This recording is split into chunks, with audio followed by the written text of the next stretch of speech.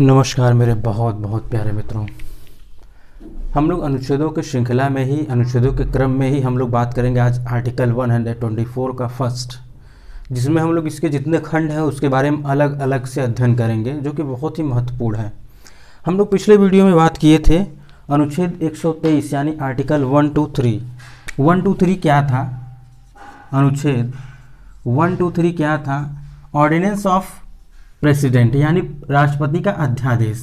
ये अध्यादेश क्या होता है, इसका क्या प्रभाव होता है, कब लाया जाता है, किस परिस्थिति में लाया जाता है, कब सदन का सत्र चल रहा हो, संसद का सत्र चल रहा हो कि नहीं चल रहा हो, और इसका प्रभाव कितने दिन तक रहता है। अधिकतम हम लोगों ने इसके बारे में चर्चा कर लिया था।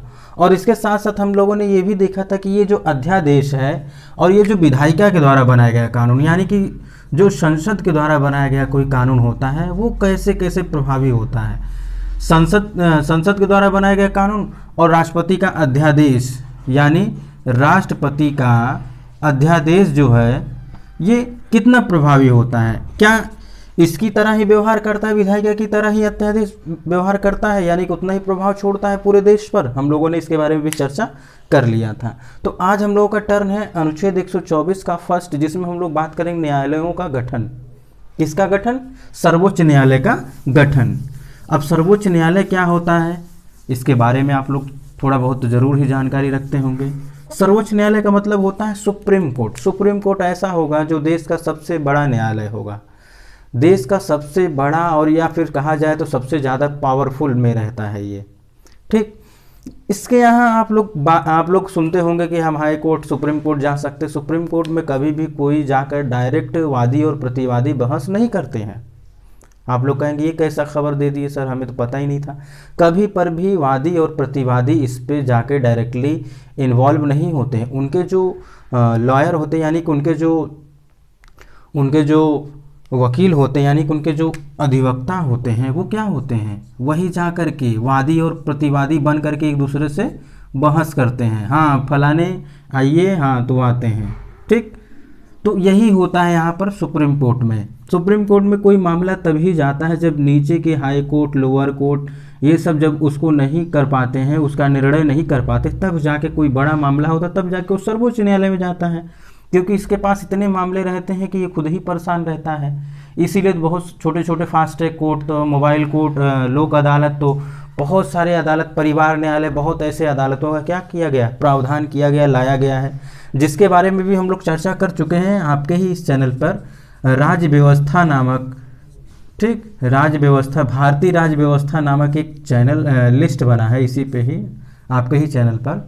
उसमें आपको ये सारे वीडियोस बन जाएंगे। लोक अदालत क्या है, ग्राम न्यायालय क्या है, और भी कई सारे मोबाइल कोर्ट भी हैं। हम लोग इसके बारे में बहुत ही अच्छे से, बहुत ही आसान भाषा में चर्चा किए हैं, जो आपको बहुत ही समझ में आ जाएगा, बहुत ही आसानी समझ में आ जाएगा।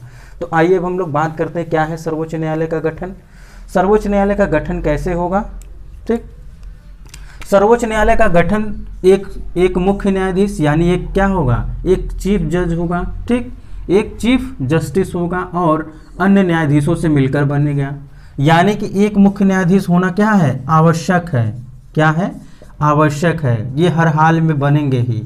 ठीक, इनकी नियुक्ति कैसे होती, कौन इनको शपथ दिलाता है, इस सब के बारे में हम लोग आगे आर्टिकल में समझेंगे। पहले आज हम लोग क्या करेंगे, सर्वोच्च न्यायालय का गठन कैसे हो रहा है। ठीक, तो सर्वोच्च न्यायालय का गठन कैसे होगा कि एक मुख्य न्यायाधीश होंगे, उसके बाद अन्य न्यायाधीश मिलकर के सर्वोच्च न्यायालय का क्या करेंगे, गठन करेंगे। ठीक, अब क्या होगा, इनकी जो संख्या का निर्धारण कौन करेगा, ये प्रश्न पूछा जाता है।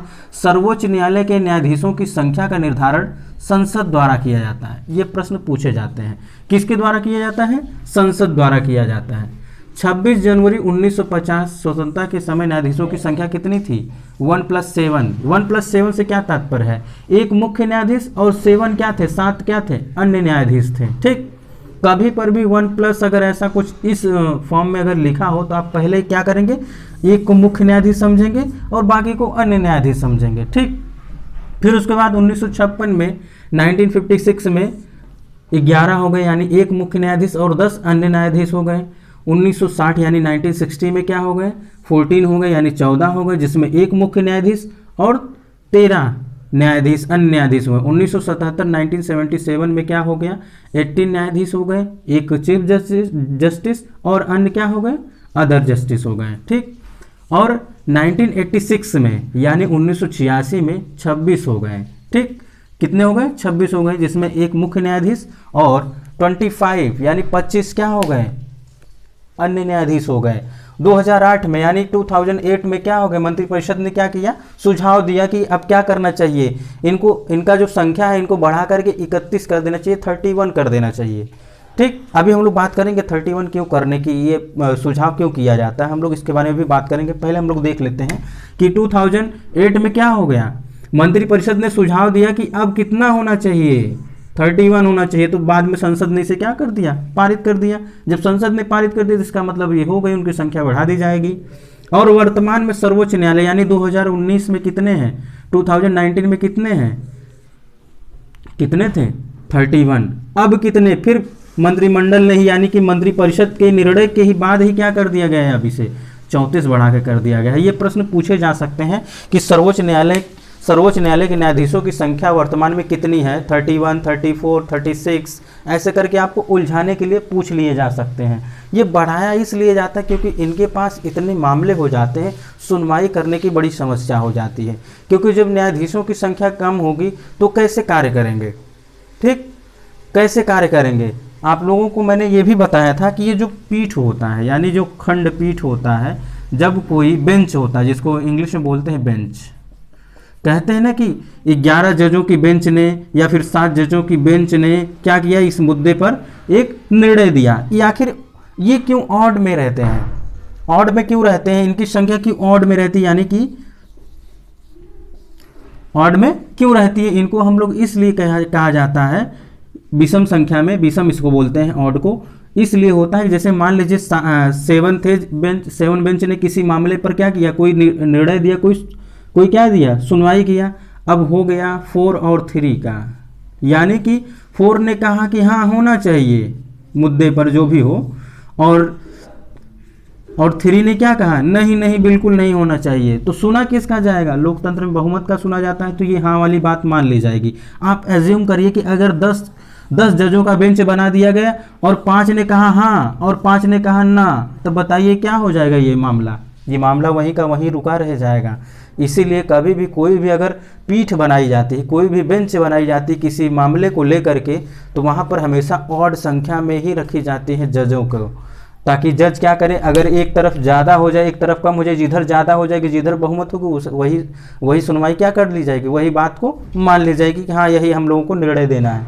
तो ओवरऑल क्या इसमें कहा गया है, अनुच्छेद 124 के फर्स्ट में न्यायालयों का गठन किया गया है, सर्वोच्च न्यायालय का गठन किया गया है, जिसमें एक मुख्य न्यायाधीश और अन्य न्यायाधीश मिलकर क्या करेंगे, सर्वोच्च न्यायालय का गठन करेंगे। जिसमें आपको महत्वपूर्ण ये है कि आप लोग ये समझिए कि अभी कितने हैं, अभी 34 संख्या है इनकी संख्या इसीलिए बढ़ाई जाती है क्योंकि इनके यहाँ मामले दिन पर दिन बढ़ते जाते हैं, और क्या होता है, डिसीजन नहीं आ पाता है, सुनवाई नहीं हो पाती है, जिसके कारण क्या होता है, जो व्यक्ति अपराधी नहीं होता है तो भी उसको क्या हो जाता है, वो सुनवाई के लिए, निर्णय पाने के लिए, न्याय पाने के लिए उसको कई वर्षों तक, कई पीढ़ियों तक इंतज़ार करना पड़ता है। इसी के लिए इनके बोझ को कम करने के लिए, या फिर कहा जाए इनके काम को कम करने के लिए ही बहुत छोटे छोटे न्यायालयों का जैसे गठन किया जाता है। फास्ट ट्रैक न्यायालय होता है, अभी मैंने कुछ देर पहले ही चर्चा किया कि लोक अदालत होते हैं, परिवार न्यायालय होते हैं, ग्राम पंचायत न्यायालय होते हैं, ग्राम न्यायालय होते हैं, बहुत से ऐसे न्यायालय होते हैं जो छोटे स्तर पर होते हैं, जो क्षेत्रीय स्तर पर ही इन सारे मामलों को निपटा देते हैं, ताकि ये सब मामले अगर ऊपर जाएंगे, सुप्रीम कोर्ट के पास जाएंगे, तो सुप्रीम कोर्ट के पास इतना वक्त नहीं, इतना समय नहीं है कि इन छोटे छोटे मामलों को लेकर क्या करे, वो डिसीजन दे, सुनवाई करे। ठीक, तो ये है हमारा अनुच्छेद 124 का फर्स्ट, यानी अनुच्छेद आर्टिकल 124 का फर्स्ट है। हम लोग आगे आर्टिकल 124 का सेकंड समझेंगे। ठीक, और हम लोग इससे पहले अध्यादेश के बारे में समझ लिए हैं, राष्ट्रपति का अध्यादेश, जो कि आप किताबों में पढ़ेंगे आपको थोड़ा बहुत उलझाया जा सकता है, समझ में भी नहीं आएगा, लेकिन मैं यहाँ पे टू दी पॉइंट बातें किया हूँ, आपको ज़्यादा समझ में आएगा। तो मित्रों आज के लिए बस इतना ही, हम लोग मिलते हैं नेक्स्ट वीडियो में, तब तक के लिए नमस्कार।